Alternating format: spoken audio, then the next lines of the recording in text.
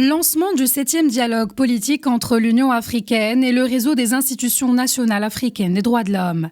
La justice réparatrice pour les Africains et les personnes d'ascendance africaine a été le thème du dialogue politique entre l'Union africaine et le réseau des institutions nationales africaines des droits de l'homme, ouverte au siège de l'Union africaine à Addis Abeba, avec la participation du Maroc.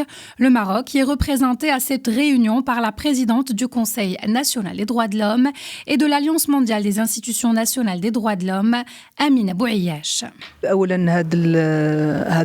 Ce forum est très enrichissant pour nous. D'abord pour le dialogue entre l'Union africaine et le réseau des institutions nationales africaines des droits de l'homme.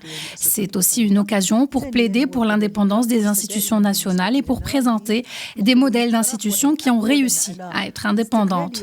L'objectif pour nous est de devenir des institutions de renommée internationale.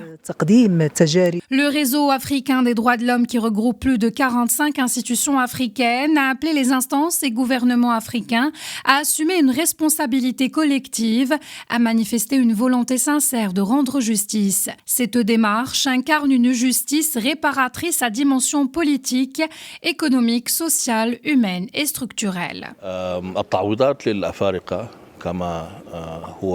La question des réparations pour le peuple africain a affecté aussi bien les populations du continent que les membres de la diaspora africaine, témoins et héritiers de cette mémoire douloureuse.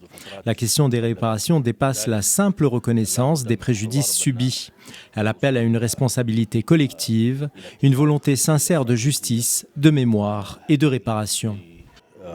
Ce forum de dialogue politique conjoint qui s'étend sur 3 jours se tient au moment où l'Afrique, malgré sa diversité et sa résilience, continue de porter les profondes séquelles des systèmes hérités de l'histoire. L'esclavage, la traite des êtres humains et d'autres formes de domination ont provoqué d'immenses souffrances parmi les peuples africains et dont les effets se font toujours ressentir.